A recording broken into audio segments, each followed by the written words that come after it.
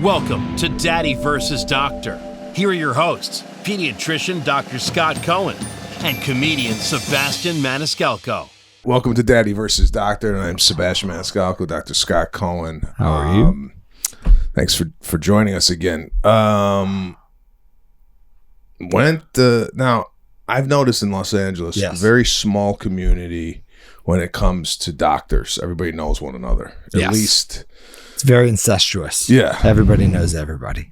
Everybody talks very highly of everybody. I don't know if that's lying or what that is, but great doctor.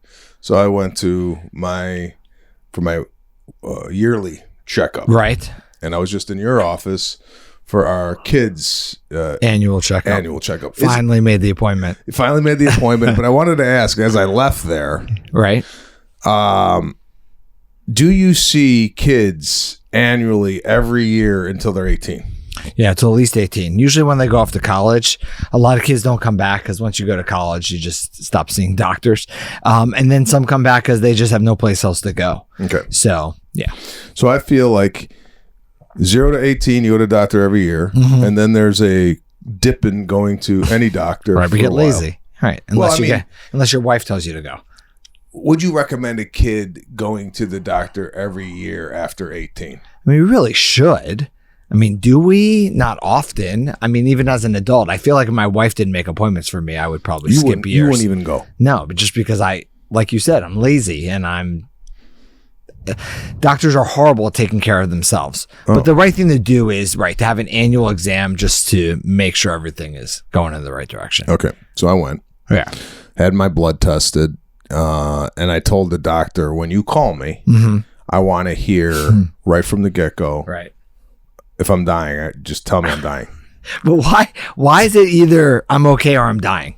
Is that really what goes through your head? If I'm not dying or a possibility of dying, right, I'm okay. Okay.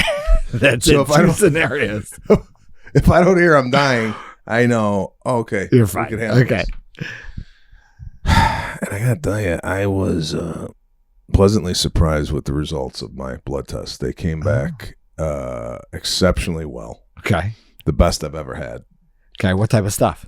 Like the cholesterol levels, the testosterone, which historically it's been fluctuating, but now it's the highest it's ever been since 6 years ago. Oh, wow. Okay. Which I don't know what I am attributing that to. The doctor says it's exercise as well as reduction of alcohol, which I have reduced my alcohol intake significantly this year. So you're less fun, but your testosterone's through the roof. I got a boner, but I'm no fun. I know this is, it's Daddy versus Doctor. We primarily talk about kids, but I figured this is in the medical realm. Yeah. I want to get your take on this. Yeah. He suggested I go and do this thing called, I think it's Cologuard. Cologuard. Yeah. That's it. Poop in a box. Yeah. Yeah. Have you done this? Do you know anything about it? Yeah. And I can't see me shitting in a bag and sending it over. So we should call my wife right now. I know about this. I've not done this. I know about this because the box is sitting next to my bed right now. It's been sitting there about 2 weeks in the corner next to my wife's side because my wife did it last year and now she's doing it again. So Cologuard is looking for precursors of, colon cancer. And it's good for, my understanding, it's good for people that are low risk, right? You don't have a strong family history. You've never had any issues or predisposing factors. And it's 90+% effective. I think it was, she said like 5%. You're missing out on 5%. So if you have low risk, that's not a lot. I think the colonoscopy is the gold standard. I had a virtual colonoscopy, which is they do a CT scan instead. You have to do the prep, you get the probe, wonderful, but it doesn't go all the way in. You don't need anesthesia, and they do a CT scan. And that's also because I'm low risk as well. Okay, but I'd like to see you poop in a box. I did. Yeah, that. You did that. So why? Okay. In 2000, I believe it was 19. Yep. Okay. Now, virtual, is that less effective than whatever alternative? I don't know what else is. But the colonoscopy, the full colonoscopy. Yeah, so virtual is a version of that? No, it's just that a full colonoscopy, you can basically, you can see something and you can test it, right? So if you go up and you see a polyp, for example, you can right then biopsy the polyp and check it out. With a CT scan, obviously you can visualize things. If there is something wrong or something they're concerned about, you'd have to then go for the colonoscopy to then get it biopsied. Okay. So you'd have to do another step. But again, if you're low risk, then the chances are you don't need anything. And the nice thing about the virtual colonoscopy is that because it's a full CT scan, you're getting 3D renderings of not just the intestines, both sides, but everything from your diaphragm down. So liver, spleen. It was really nice. Okay. Yeah. So he's recommending I do this sample. Okay. Instead of the virtual and instead of the colonoscopy? Instead of all those. Because you're low risk. Okay. Yeah. Comedically on this, and I could see me doing this. When I do go in the bag, I would feel like I would have to have the right atmosphere. No. I feel like it's like sperm samples would have to look like, oh yeah, I'm sending that. Like man, right? Yeah, like yes, that you want to show them I'm a man. Yeah, I want an S. Yeah, in the bag. I don't want like mush or string beans. I don't you feel like no, you would need a solid? Not at all. I don't. It's the poop. Who's looking at your poop? Who's analyzing this? I am. I didn't want to send anything that was like, when they got it, they were like, oh, what does this guy got? You know what I'm saying? Like, I want them to open it up and go, look, Tony. Look. They bring over the next guy. Look at this guy. I thought when you started the statement with comedically speaking, yes, I thought you were going to say like you are going to do it, but you're going to put in like like your friend's dog's poop in there. No. Just to get the report to be like, we've never seen anything like this. It doesn't look human. We have a litter box. I can bring some stuff over for you. I feel like if I'm going to do this, yes, I have to prep with my diet for 2 weeks in order for it to look halfway decent. Yeah. I think. And who's getting this on the other end? Well, right. Who's getting this? No, I mean, the guy, I mean, we should look applying for the job to open boxes of poop. Well, I thought you would and know then spread in the medical field, like who's in charge of getting the bag, and if the guy who's getting in the bag is processing. No, I think there's probably processors. Processing. But this is what I think you should do. We should, we'd have to look up the date for Colon Cancer Awareness Day. I'm sure there's a date, and I think you should live stream pooping in the box. Well, did you help your wife do this, or is there a mechanism that attached to the toilet? This is what I'm thinking. Why would I help her? Lana said, "Do I got to hold the bag while I hover over it?" This is like you're making it seem like it's a sperm sample. Well, a sperm sample, I would do myself. Oh, see, I feel like that could be you could use some help for that. Well, yeah, I mean, I could use help for that, but what I'm saying is like, what am I gonna do? Pull out and where's the cup? I feel like I don't. Since you have the box, right? Do you know the process of it? I don't. The box has not been opened. I did not delve into my wife's pooping in the box, but I will now be more. Okay. Yes, part of the whole situation. I'd like to be part of yours. You guys should maybe do it together. You could you could have a divider. How's yours going? How's yours going? Yeah. And I don't think. What's your time? What's your time? I really think we should live stream this. Yeah, I don't think so.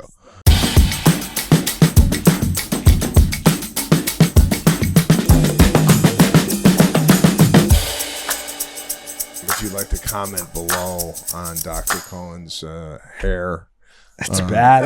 I do. I just realized in the thing, it looks like it's all fallen to one side. I need a haircut. Well, I don't think so. I think this could be, because doctors, It's bad. Doctors have like an image sometimes. They have to I feel like they can't be too cool, too stylish, just because it takes away from the credentials I of. hope not. I used to be like the well-dressed. No, you are. That's what I'm saying. You like when we first met and you came to the hospital, Right. you had cologne on, Yeah. which I thought, Yeah. like, wow, I've never seen a doctor cologne up before. Do you like this one? Yeah, like this one? It's very subtle. Very subtle. Tom Ford. Tom Ford, it's it's nice. good. It's Yeah. nice. That's not too overpowering. No. By the way, doctor wears cologne. I've never seen that. Actually, and I'm not going to say my doctor's name, but you know my general practitioner, Yes. right? This guy is stunning. I don't know. This guy's got hair like in his eyeballs, and like every once in a while he's got to like flip it to the side and look at my testosterone results. This guy's beautiful. So Has he ever asked you out? No. But to say like, him and his wife, if they ever asked us to go out to dinner, just to see how this guy you would behaves, just do it outside the doctor's office. Oh man, I had a yeah. All right. I mean, What'd you got? in general? I mean, in general, in the medical field, Right. Because I feel like this, like in the comedy field, you don't see a lot of like overly attractive comedians because the fact that they weren't attractive or maybe a loner or what have you, they had to like they have time to work on themselves because they were too busy making people laugh, right? So the Doctors, right? We're studying and in the studying. dark, so you don't need to have good looks at all. I'm just saying. That's fine. Not saying that there's not any good-looking people in the medical field. I'm just saying the amount of time it takes to be a doctor, you don't really have time to get a haircut. I mean, exactly.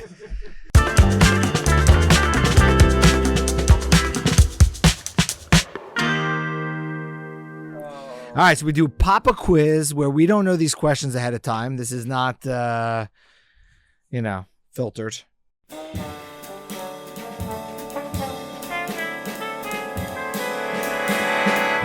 I just want to ask you off the top. What do you got? We covered this the other day, but at what age does a child start losing their teeth? Losing? So around 6 to 7 years of age. So you start getting them around 6 months. They come in a certain order. So the typical order, because I sleep with an orthodontist who happens to be my wife too. So lower 2 centrals, upper 2 centrals, laterals. So the front 8 in some order, skips the first molars lower than upper, then the 4 canines. So then you get 16 teeth by 2 years of age. Then your 2-year molars, which are your second molars, come between 2 and 2.5. You're done. That's your 20 teeth as a child. And then you start losing them in roughly the same order around 6 or 7 years of age, around 7 years of age. Okay. Yeah. And then, we asked you, how many teeth do you have? Do you remember the answer? I think it was, You had it right, even was without the wisdom teeth. Was it 28? Was it 28? Wow, with the wisdom teeth, 32. Wow. See? 32. We did it last week. 32. Last week, I got it right. Last week, I got it wrong. But I don't know that I would know anything about teeth if I didn't Jesus. hear it in my sleep. What What do you got? A child has a barking cough. Mm-hmm. I don't know this. Strider. Strider. You know the question. Strider. Wow. Strider and hoarse Yeah. voice. What is the diagnosis? Croup. Okay. Yeah. So for those parents that don't know what this is, and I've yes, gone through this. you've gone through it. Yeah. So your kid in the middle of the night is basically barking. It's like a hey, hey, right? Yeah. You think Yeah. you got a dog in the crib. Yeah. So of course I go to ambulance, hospital. It is one of the scariest things a parent go through. Okay. Tell me. Is croup Mm-hmm. as scary as it sounds, or is it just a different tone of cough? No, it's as scary as it sounds, but in reality, the child is going to be okay. Okay. Nothing bad happens in general with croup. In my 20 years, nothing bad has come out of a child with croup. There have been kids who've been rushed to the emergency room who have to be seen in the emergency room and treated, but the kid ends up okay. So croup is the name of basically, there are multiple viruses that can cause croup. parainfluenza, influenza, RSV are common ones. And what happens is it's most common between like 6 months and 6 years of age because your upper airway is smaller. So you have a smaller airway and the virus causes inflammation in the airway, making it smaller. And on the X-ray, you see what's called a steeple sign. So basically it looks narrow. And when you cough, you sound like you're barking. And then you have something called stridor. Stridor is the inhalation, so you literally look, you can't breathe. And what happens is the kid's been fine all day and it's 2 a.m. They're waking up barking and like they're choking on something. So as a parent, you're right. You're like, oh my God, they can't breathe. So the best treatment for that is to stay calm. You go into a steamed up shower for a couple minutes just to loosen up secretions. And then you actually go outside in the cold air. You hope it's nighttime, cold night air. Actually, the cold air opens up the upper airway. And when kids are rushed to the emergency room, a lot of times by the time they've gotten there, they're better because you've actually been outside. And we tell parents if they go outside and the kid's still having distress and struggling, and if they're crying and worked up, it only makes it worse because they can't catch their breath. Yeah. You get in the car and you actually drive with all your windows down and blow that cold air. And if you get to the emergency room and they're better, they've fallen asleep, they're better, just turn around and go back. If you get there or you come in my office and you've had the history of that stridor, we do a dose of steroids called Detector. It's 1 dose of steroids, fixes the issue. It basically decreases the inflammation so that stridor, that trouble breathing is better that night. The barky cough improves, and then it turns into your typical wet, cold cough after that. We tell them to run like a cool air vaporizer every night until it goes away. Croup also causes super high fevers. Those viruses for like 3 to 5 days of could be 103 to 105 fevers. We've talked about the height of the fever is never meaningful. 101 or 105, same thing. You treat it. What's more important, does it trend down, and how the child looks when they're not having fever is more important. So yeah, I think that was great information for new parents that might not have witnessed this yet, because if you don't know about it and you're going through it, you think your kid's dying. Yeah. I mean, it is one, I think that and actually febrile seizures are the two things you can hear about, talk about. A doctor can tell you to stay calm. And as a parent, when you see it, you freak out, rightfully so. It's so scary. What's the longest running sitcom of all time? Oh, wow. Sitcom of all time.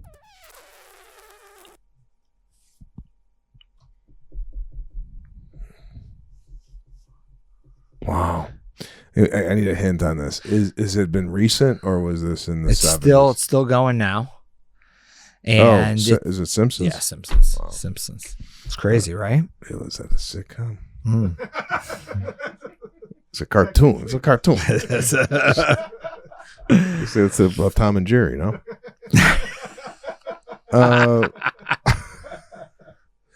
Okay. A newborn presents hypotonia. Hypotonic. with hypotonia. So hypotonia. Floppy body. I just like you reading these. Well, I mean, first of all, it's a newborn has a harmonica. Hypotonia, whatever. Poor feeding and a low cry. This rare genetic disorder is known as what? I mean, there's a lot. I mean, there's actually can be a bunch of things that it could be. What is hypotonia? Hypotonia is just like low tone, like floppy baby. Poor. What's poor feeding? Like they don't eat. Poor feeding. They're not eating well because they have low tone, and low cry. A low cry is like, babies are loud when they're crying. They're like, things like that. Okay. Have you heard of? Could you give a guess? What disorder is this? I mean, there's a bunch of genetic disorders. Yeah. Does it give a chromosome number? Is that what it's asking for? The chromosome number. You lucky you got the answer. Chromosomes. Jesus Christ. No, because there's chromosome abnormalities that will give you. Yeah, we don't got that. We'll give you that. Like, what comes to mind? Like the first thing. I mean, there's a lot. Just like give me the first thing that's kind of like resonating in the top of your head there. I'm just trying to give me a hint here. It's a hyphenated word. It's like the syndrome. Oh, is it Krita Shaw? No. But No. I'd love to know what that is. No, that's what I was wondering if Shah. there's a number. Oh, wow. Krita Shah sounds like a yoga move. That doesn't. I don't know what you got. Prader-Willi syndrome? Oh, okay. Never heard of it. Yeah, no, Prader-Willi. Yeah. Oh, yeah. Wait, hold on. Did we? Yeah. Have you heard of it? Yes. Prader-Willi. Okay, yeah. but the way you're saying is the way I would say it if I didn't know it. No, that's interesting. Okay, yeah. No, Prader-Willi. So these kids are all those things. It's a genetic disorder. It's actually the opposite of Angelman syndrome. Angelman syndrome is a genetic syndrome. They sometimes call it the happy puppet, where the kids are very happy. They sometimes have seizures. They have developmental delay. It comes from the maternal side of the chromosome. Prader-Willi comes from the paternal side. These kids are usually actually early on very heavy set. They have low tone, small penises. Oh, wow. Could be me. Yeah. We cry. Yeah. Oh, wow. Yeah. But, okay, so you just went on a rant. Yeah. Right? Of two disorders. Yeah. And you gave examples and specific. Yeah. But I should have just said, Prader-Willi right off the bat. My question is, and it still stands, is this knowledge that you're accessing from your days in school, database. Or did you have a patient with Prader-Willi 5 years ago and you're like, okay. No, I mean, Prader-Willi you talk about and learn, and we had patients in the hospital with that at Children's. That was 20 years ago. Yeah. I think most pediatricians, if you ask them what those things are, they would be able to tell you that this is not anything. We should crazy. do. And we should bring in another pediatrician. Pediatric Jeopardy. Yeah. We should do Pediatric Jeopardy. I'd love to be on Medical Jeopardy. It'd be fun. You would kill, bro. Like that. You got anything else over there? What are you do you know what the name of the train system is in Chicago? You live there. The L. Oh yeah, that's good. I didn't even know. Wow, I got nervous there. I like that all your questions are Chicago or wine. What genetic disorder is also known as trisomy 21? Down syndrome. Yeah, because there's 3. Is it trisomy? Trisomy. Trisomy. Yeah. Right, That's okay. Trisomy. No. Trisomy? No. Yeah, trisomy. It is. It's just trisomy 21. Yeah, it's just how you pronounce it. Tomato. All right. What is the most common pediatric bone tumor? Is it? I mean, malignant. It's probably osteosarcoma. Is that right? Yeah. Yeah. Okay. No, because there's probably benign ones that are. Anyways, yeah. Okay, but this is the example for you out there that don't have a higher education, that skated through high school. All right. Even your guesses, what you do is you do like deductive reasoning. Mm-hmm. So you'll go, okay, can't be this, can't be that. So then you're limiting the choices. For those of us on the other side, what I do is go, fuck. D? You know, like no, I know, but if you gave me something that you know that you grew up knowing, I would have no clue. Like if you said what train system is Chicago and you gave me 4 letters, I would have no idea. Yeah, you wouldn't. But what I'm saying is I don't do like it can't be the Metra, it can't be this. I just rely on I don't know it. Therefore I gotta guess. You go through a process of elimination, therefore honing down on what it could possibly be, two or three different examples. And that's kind of how you're supposed to take tests. Yeah. You're supposed to know shit. If you know it, it's easier. Since I walked into your house today and your alarm, your fire alarm is going off. Okay. I walked in. Yeah. There's a 4-foot flame on your stove. You were making burgers that you obviously like well done. How often should you check your smoke detector batteries? Okay, we just went through this. Oh, you did? I can't believe this is a question. That's a question? That's exactly the question. That's why I brought up that whole story. Come on. Not just... How often should you... Wow, we just did this. Okay, let's get who's we? Lana and myself were sleeping the other night. Okay. And we heard And of course, I'm up right away. I'm thinking it's either alarm or it's carbon monoxide or a fire. So can't find it. Doesn't do it again. Okay. Go back to sleep. Hear it again, but in a different location. I'm like, all right, something's up. It's 3:00 in the morning that this is happening. I can't go back to sleep because A, it's hard for me to go back to sleep, and B, I'm thinking there is a fire in the house, smoldering in the attic, and if I go back to bed, it already gave me the warning. Like the alarm said something's up. Right. And I'm thinking if I go back to bed and I'm gonna wake up to the house in flames. But Lana went right back to bed. No question. Yeah. Just to peek up, what? Yeah. We're go back to bed.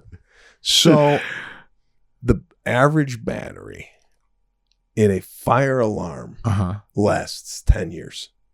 Okay. So every 10 years, you should change out the battery of your fire alarm.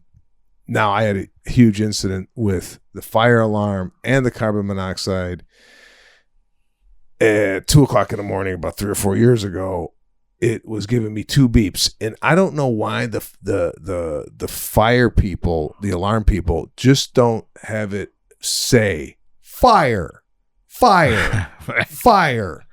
Or monoxide, right? So or know low battery. Right. You have to distinguish. Was that 2 beeps? Because 2 beeps is a fire, 3 beeps is monoxide. 1 is you got to change the battery. Anyway. And why are the fire alarms always where you need a 20-foot ladder to change the battery? I just had this going when you came in. The fire alarm was on in our room because we have the ceilings like this. Where the fire alarm is, and it always goes off at 3 a.m. That's another thing. Why it only goes off at 3 a.m. And I try to ignore it, and then you just can't. I do not have a ladder that reaches that. Yeah. So here's my question. I'm cooking in the kitchen. I got fire alarms in the kitchen. Yeah. The fire alarm was going off in the furthest bedroom from the kitchen. But not in the kitchen. So you're telling me the smoke went past 8 fire alarms, and then the 9th one, it went off. There's got to be a better system to this whole thing. No, I agree. But at least make it so I can reach it and change a battery. Well, here's another question. When a fire alarm is going off in your house, what do you do to shut it off? Do you know? No, I always tried to get up there and I had to pull the battery out. I pull the batteries out. I pull the battery out. And then it goes a couple weeks that I don't have a fire alarm because I can't reach to change it. Yeah. So I don't know what. When you're in a hotel and the fire alarm, have you ever left the room? When in a hotel, when the fire alarm goes off, you feel it's always fake, right? You sleep right through Office building, hotel, whatever it is. Right. Alarm could be going off. Yeah. No one goes in the hallway. God forbid there's a real fire. Yeah. You never move. I don't know why people don't run out. Is it because they've been through so many false alarms? Right. I think that's what it is. That we're just waiting for the intercom to come on in the hotel going, false alarm. Right. Please go back to bed. In the meantime, the flame could be coming up the elevator shaft and we're all going to die. What's all right. There's one more. All right. Because I get a kick out of first I get a kick out of you explaining it, and then also get a kick of how fast it comes into your brain. What is the medical term for lazy eye? Strabismus. Oh, wow. It's not what we have here. So, I mean, where they have, I mean, wow. Let me think. Hold on. I mean, strabismus is, what would you have there? Amblyopia? That's it. I just think. Okay. All right. Even you have to be amazed at you. No, I mean, don't you go amblyopia and go, wow, I had an education. I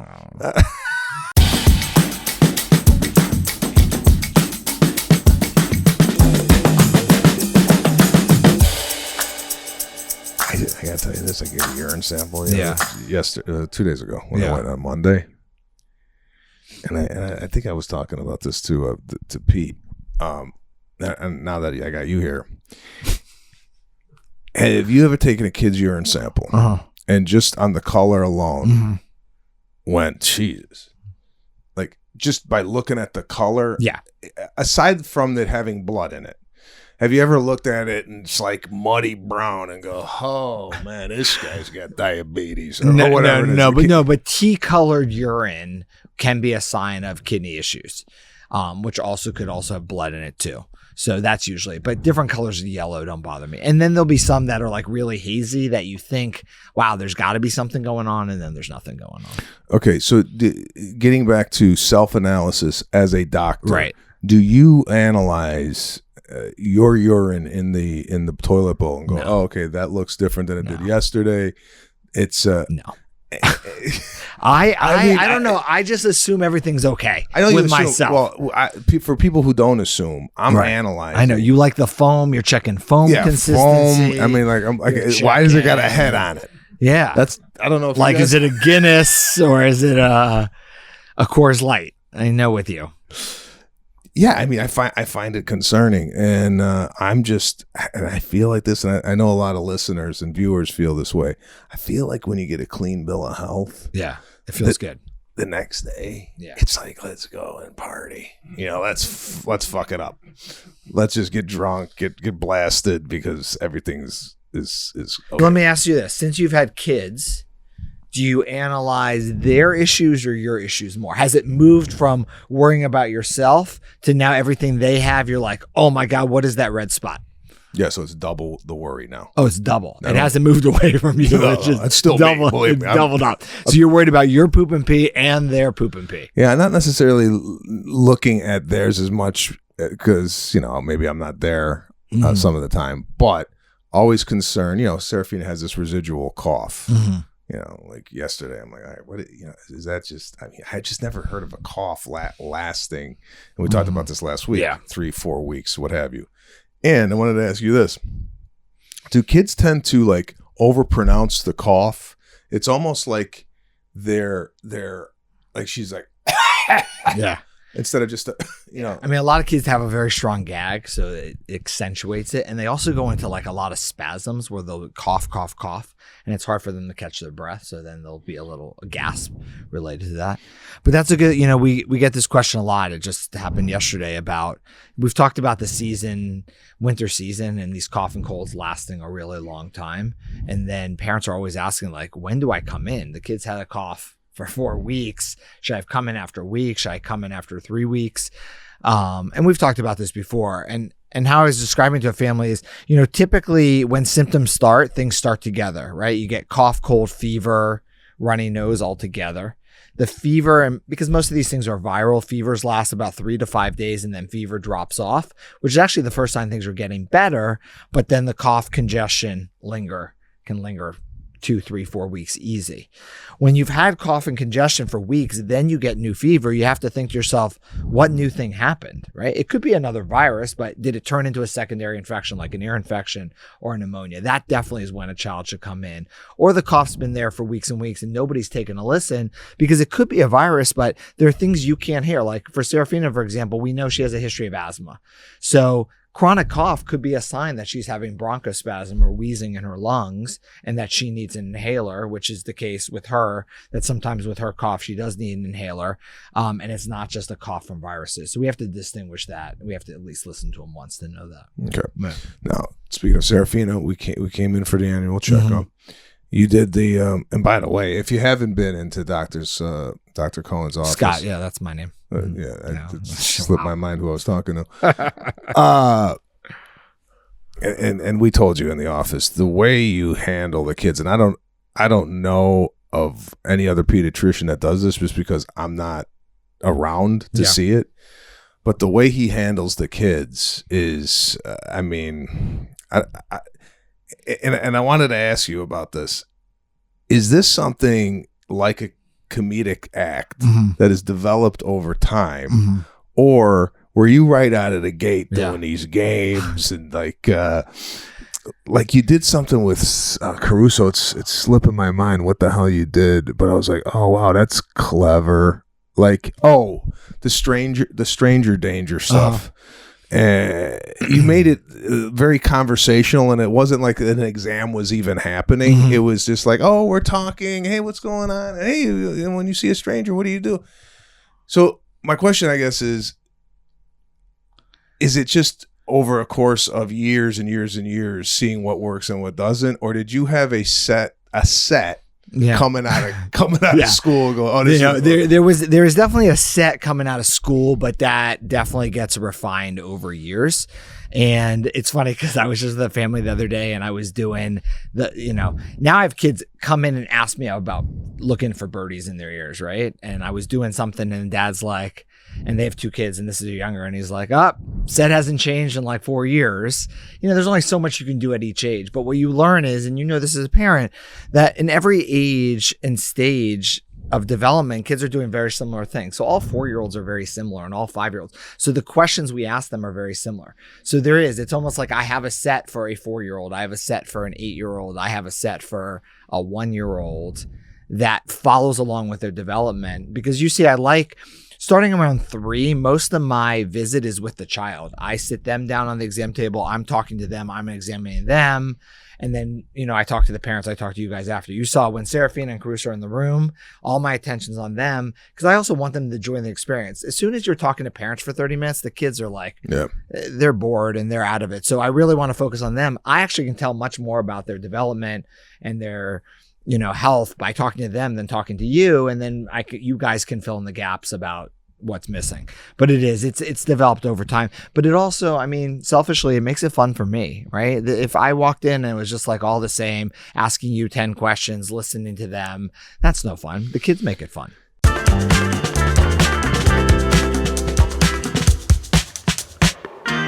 Yeah, so I was amazed at your ability to really relate to young kids and keep the attention for, we were at least in there for an hour.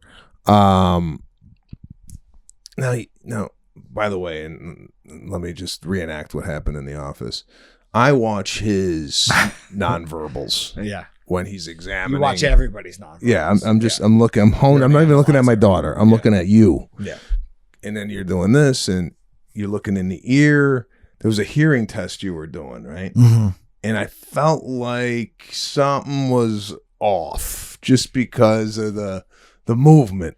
But there's a movement you do that would scare the shit out of any parent. When you're listening for the breathing in the back, you get in this crouched position, right? And you don't talk because you have to hear, right? Yeah. And from an outsider's point of view, it looks like the heart ain't beating or there's no air going in the lungs. How intently you're listening to the was it stethoscope? Stethoscope. Okay. Yeah. So there was an issue, small issue, and I wanted to ask you about this. There was liquid or fluid or water in Serafina's ear. Yeah, fluid in her ear. Because she's had successive ear infections over the last 3 to 4 months. I think she's had 3. Now, my question to you is, when you say fluid in the ear, to the every dumb dad out there, I'm thinking, okay, you go in the pool, right? There's water goes in your ear, and then all of a sudden that somehow comes out. Why is there fluid stuck in her ear? And do we have to be cautious of a pool, bath, or shower? Yeah, so 2 totally different things. But it's funny about that exam because I get asked that a lot. I got to change my facial expression when I listen to hearts. if something's wrong. And I think it's because I am a little over the top and jokey with most of the exam because I can multitask. I can look in their mouth and look at their ears and feel their belly and make comments and make jokes and talk with the kids. But like heart and lungs, you got to make sure everything's fine. I want to be very intent about doing that. And also Serafina has a history again of asthma and wheezing. So I want to make sure her cough, there's no little sign of asthma or pneumonia or something like that. When we talk about fluid in the ears, it's fluid behind the tympanic membrane. So the window of the ear, and we can show a picture of this. So you have your outer ear, you have your outer ear canal. So like if you stuck a Q-tip in, you're going through the outer ear canal, and then it would stop at what looks like a circular window called the tympanic membrane. On the other side of the tympanic membrane are those 3 bony ossicles that you asked me about, the 3 smallest bones in the body that vibrate and attach to nerve endings that go to the brain. Okay. So when we're talking about fluid, it's not on the outer ear external side where fluid, when you're in the shower water, it's on the inside. So whenever you get a cold or an ear infection, because your nose and your ears are connected, there's always a little fluid behind the eardrum. And so what it causes you to have is usually a mild conductive hearing loss, which means that it's like having, if you had cotton balls in your ears, you'd have a conductive hearing loss. The sound isn't fully getting to where it needs to get. Two types of hearing loss: neurologic, which is something that usually can't be fixed. You need hearing aids for that. And then conductive hearing loss is usually fluid in the ears because you have colds or fluid from recurrent ear infections. That's why kids get tubes. So when you have recurrent ear infections and the fluid doesn't drain, because the body usually drains the fluid after any illness, could take up to a couple months. As long as the body resorbs it, hearing's perfect, doesn't cause an issue. But when the fluid sits there, that static fluid is a setup for a secondary bacterial infection. So every time they get a cold, they're going to get another ear infection, and it affects their hearing all the time. So they put basically little tubes, they look like little plastic donuts, through the eardrum, like little dumbbells on either side, and then the fluid drains out, and so that they can hear and they don't get recurrent ear infections. Okay. Yeah. So she had a little in one ear. She still had a little fluid because she had a recent ear infection and she's had a recent cold. She didn't pass her hearing on that one ear. And so I'll keep rechecking it when I see the fluid go away, and it wasn't a lot. We'll recheck the hearing and make sure it's all fine. And we'll give her a chance to be healthy over the next 3 to 4 months of summer, hoping that she doesn't get recurrent ear infections and we don't have to go for tubes. Okay. Yeah. Yeah. So it was interesting just to be in there. And then lastly, and I'll leave this alone, as a parent, when you're asking kids questions and you're asking them to draw, or you're asking them. Yeah, I'm judging you. It's really solely has nothing to do with the kid. It's solely based on, be like, what are these parents doing with this kid? Well, anyways, go on. Sorry. It's difficult, and I'm sure you see this, for the parent to stay silent and let the kid answer the questions. Yeah. Because when you were doing the stranger danger with Serafina, I actually did that in the car with her 2 weeks ago. So I knew we have discussed it. She knew it. Right. But when she wasn't getting it, I felt like I had to go, come on, we done the car. Yeah. But but that's better than most, because there'll be parents who I say to the child, like I'll point to the wall and be like, what color is it? I'll be like, blue. And I'm like, I know you know. Let's let the 4-year-old guess the color here.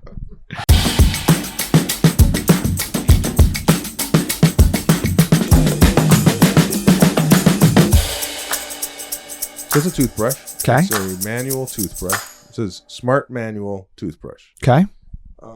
Well, you live with an orthodontist. I do. We're into toothbrushes. Okay. What is the take on traditional toothbrushes and these ones that move by themselves, battery operated, app?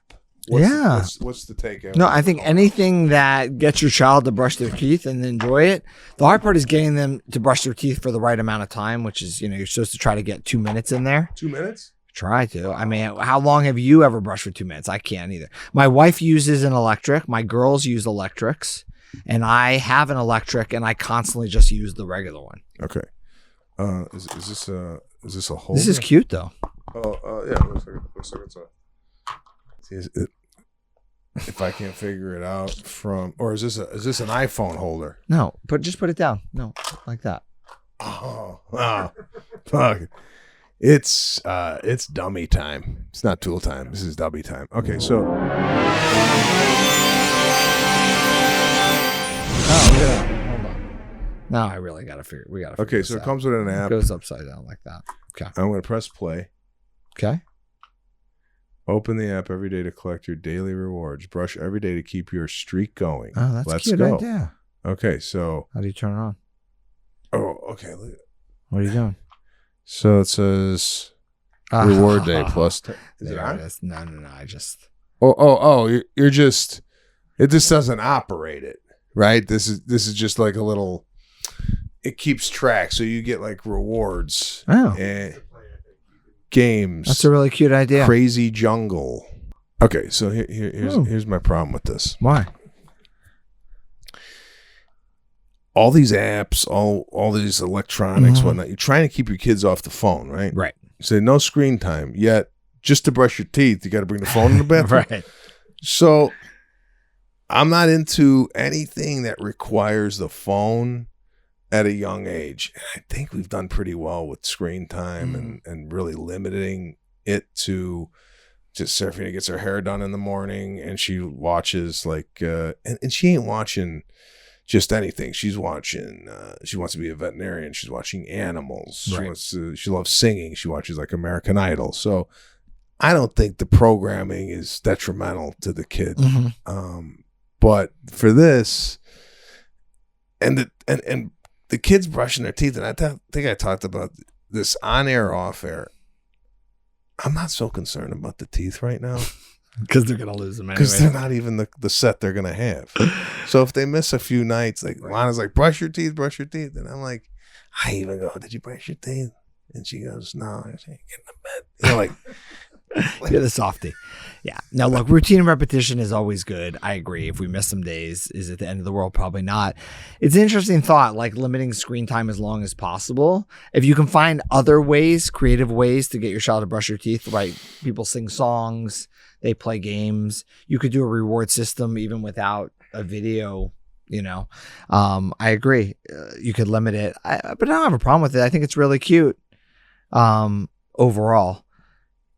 I have a suggestion. Tell me. If you want to use the phone. Yeah. No app needed. Okay. You just go, okay, we're going to brush our teeth for as long as this song is on. Yeah, that's a great idea. So you play a song and then they brush Or their make teeth. faces in the mirror with your brother or sister and, you know, who can brush longest without making the other one laugh. You know, like things like that. Oh, okay. I Like didn't stuff try like that one. You're funny. You could do it all four of you. Brush your teeth together. Listen, as you well know, and maybe you forgot, but bedtime sometimes is one of these things like, okay, get in bed. Go to sleep. Go to bed. You know, like I'll about to walk out and like, Daddy? Yeah. Could you move my water bottle from the thing? Yeah, okay. And Daddy, yeah. Could you shut my door but just crack the so there's a lot of like stall. Right. It's time to like just shut it down. Yeah. It's nighttime. Yeah. In general, so when we talk about teeth brushing, just a little pediatric side of things. So we start, you know, the first teeth come around 6 months. So when you start seeing first teeth, we tell parents to start brushing, make it part of the bath routine. They make these finger brushes. You can use a baby toothbrush. You can just use water. You don't need toothpaste because they can't spit anyway. So you don't use fluoride. And then, you know, as they get older, you're right. It's that balance of trying to get in there without making it a miserable experience. Okay. And then they start seeing a dentist. Well, this is more dental, but again, since you have experience with teeth, I've seen kids, and I don't know what the hell this is, and you've probably seen it in the office too. Some kids, and more often than not, have almost like this yellowish, striated, like it looks like they dipped their teeth in piss, right? Like. Yeah, mac and cheese teeth. Yeah. Is this just lack of dental care? What is this? Here's the video. Oh, let's see. Hold still. Yeah, this doesn't even. This is Yeah, disturbing this is- to look at. 3, 2, 1, let's go. Oh, so look, it's telling me what quadrant to hit. Again, Yeah. this does not require an app. You have 20 teeth, brush them. Cute. Yeah, it's I can't see your magic toothbrush. yeah. My magic toothbrush. Cute. What's with kids? And this is maybe 8, 9, 10-ish with teeth that look. It's usually like I mean, yellow or brown. See, I thought you were gonna say baby teeth aren't as pearly white as regular teeth, and that's just normal. And also a lot of it, when they see the dentist, they can scrape off a lot of that, and then when they have adult teeth, it's usually whiter. It doesn't affect the adult teeth. I gotta disagree. But you just feel like it's just scum, like just kids have scummy teeth. Well, Caruso has had pretty white teeth in comparison to Serafina. I'm just trying to figure out this decay issue with some of these kids. Next time, just this week when you're in the office, take a look at the kids' teeth. We're calling the dentist. We'll call the dentist. We'll ask him why kids look like George Washington.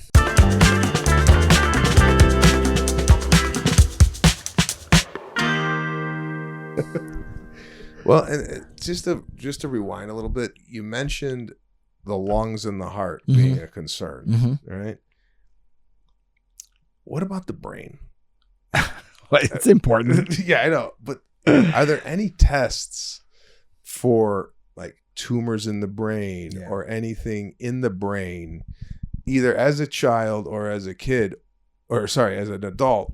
Or is the brain something like you just get headaches and then you're like, oh yeah, you have something? Like, are there any? Usually, there's other symptoms. Like what's a brain tumor symptom? Headaches.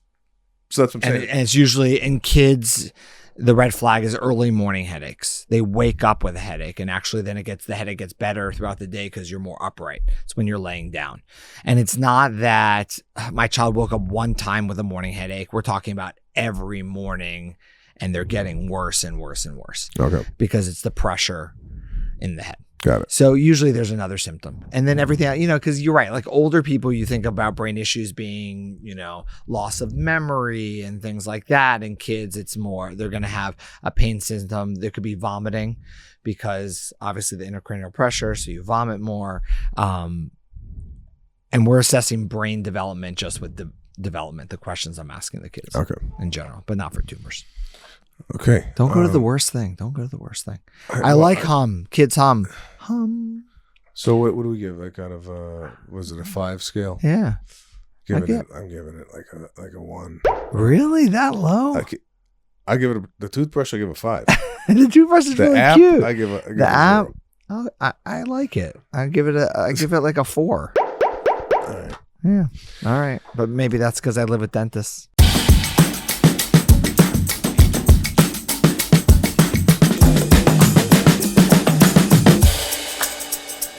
The stranger thing is important because so the audience knows what we do. Stranger safety is very abstract prior to like 4 years of age. And even most 4-year-olds can be tricked by any adult. You listen to any words of an adult, you're going to be tricked. I got asked this the other day about a 2-year-old who constantly just runs, pulls away from her mother's hand and then just runs across the street or runs anywhere. There's just no thought about safety or risk. I mean, they would jump off the Grand Canyon. If you put them back up top, they'd run and do it again. Like they just don't understand. So at 4, I start talking about stranger safety, and we ask questions like, we talked about it. Ask them what a stranger is, and they say, what if the stranger, lost their puppy? What would you do? And usually they say, I'd help them, or candy and presents or going to Disneyland or something like that. And then we talk about what a stranger is and what the right answers are. And then what I try to make it really easy for families to talk about between 4 and 5 is basically if the child's with you, it's one thing. And if they're not, they have to ask you. It makes it very simple because it wouldn't matter if it's a friend, a cousin, an uncle. If it's not you, they have to ask to go with you. Yeah. Because once a child listens to the words, any adult can trick them. Yeah. By 5, when we go through these same exact questions, the kids really get it. Usually by 5. Well, here's something that came up while you were doing that, and then while my friends were here, this came up. Now, I'm not one of these parents, and I don't know if you know anybody like this that like showers with their son. Okay. Mm-hmm. Yeah. And I wanted to get your take on this.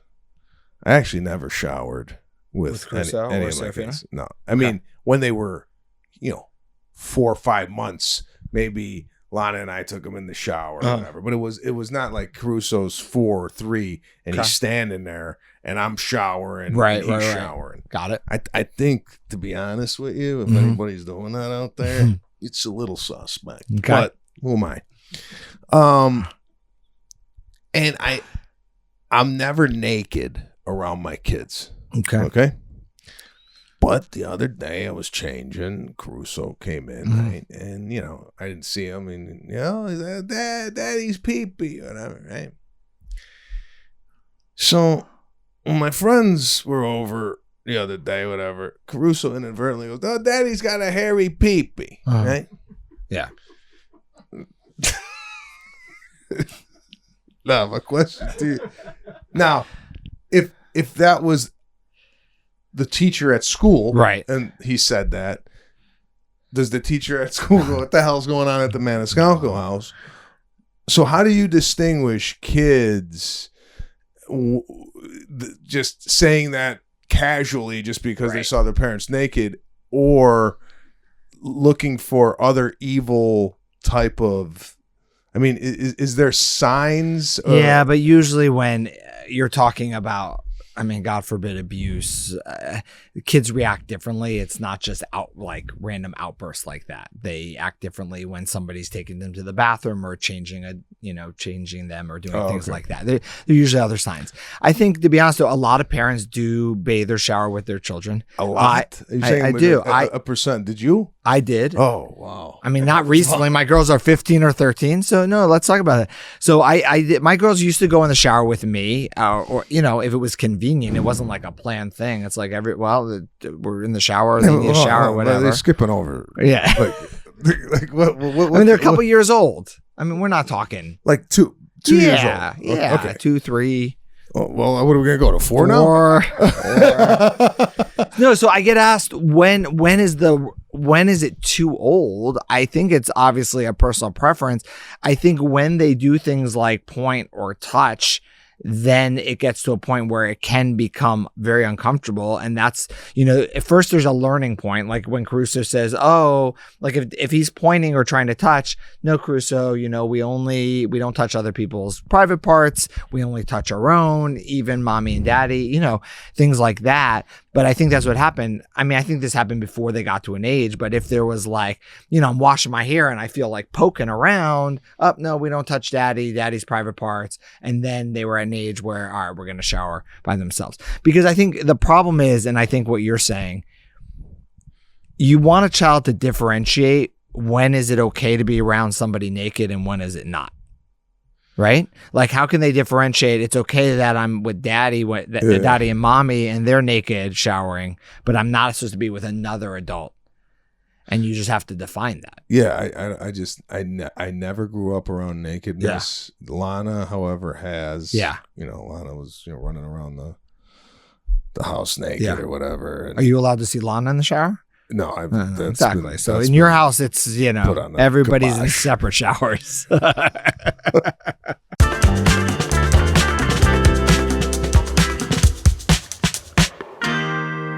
So mailbag is when you can write in your questions to us and we will highlight them on air. We're going to jump right into the bag. We get a lot of mailbag questions. These are nice. All right. So this mailbag question comes from Megan. She said, my baby had jaundice when born and was pretty sleepy baby first 2 weeks after birth. When week 3 came, my husband and I noticed he was more fussy and cluster feeding, basically less napping and more feeding 24/7. By week 3 to 5, pretty tough at night, basically up every couple hours feeding. Some good nights came when he slept 3 hours. My question is, how can I get my newborn to start sleeping in longer periods of time? Will this eventually come naturally, or is there something I could do to help the process? I try to stick to a day and night routine, but sometimes I'm honestly just trying to get through the day and catch up on any sleep possible. Okay. I got to be honest with you. Yeah. Completely transparent. Yes. I lost you after kids got jaundice and he slept for 2 weeks. You know what I did after that? I started to think, who can we get in here as a guest? That's the problem. That's why I don't know anything. That's why I don't know anything, because sometimes you were daydreaming my already. brain floats. Uh-huh. And I thought the question was extremely long and. Well, the baby was sleeping. She had time to write. Okay. Yeah. So basically her question is, in the first couple months of life, why is the baby not sleeping? And when will the baby sleep through the night? Do you remember when Caruso and Serafina slept through the night? We had a night nurse. Right. And way to outsource. It was well worth it, because our kids, and we just talked about this morning, kids never get out of bed. Right. Never get out of bed. And did you have to sleep train them, or they? The night nurse did everything. She did trained everything. The whole thing. It was literally like we weren't parents for the first 3 months. So for those without a night nurse or somebody to outsource skirt responsibility, no. So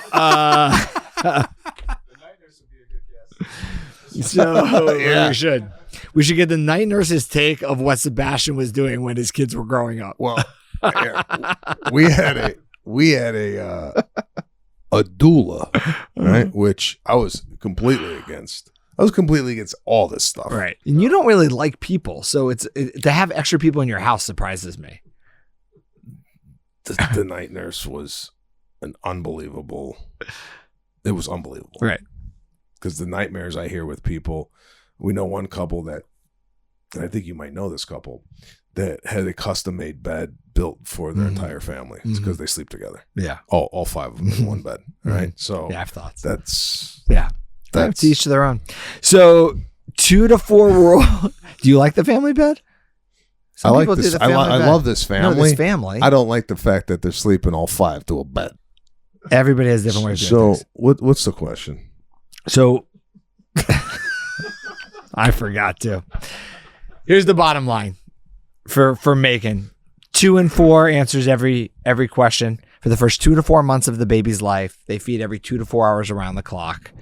And when they take bottles, I just add in, they take usually between 2 and 4 ounces. So most babies basically feed or sleep every 2 to 4 hours for the first 4 months. Usually between 2 to 4 months of age, those nighttime stretches start to get a little longer. You're lucky to get a 4 to 6 hour stretch and then a little cluster. And then at 4 months, no matter how long the baby's been sleeping, we can usually, in a healthy baby that's gaining weight, sleep train them if the parent chooses, which means getting their child to sleep a 10-hour block without feeding or being picked up at 4 months. So the end is close because, you said the baby's about 3 months. The other things you mentioned, when the baby was cluster feeding, babies go through growth spurts around 2 weeks of age and again around 6 weeks of age. So there's often a little cluster feeding at those points in time. That's exactly what she describes. And then 4 months, we're going to sleep train. Baby's going to sleep through the night. Listen, once again, thanks for joining us here on Daddy vs. Doctor. Any questions, concerns, comments, daddyversusdoctor.com. You could contact us there. Love to have your questions here on the show. And we're doing live streams now, people. Every once in a while, we'll pop up on a live stream. And if you want to ask some questions. Right there. We'll answer it right there. And we'll have a ball doing it. Stay tuned. We got some guests coming this summer. Don't know who yet. We had a couple guests earlier on. We had a few guests. And, a lot of guests. We're going to be doing that in person, in-house here at Casa Maniscalco. We will see you next week.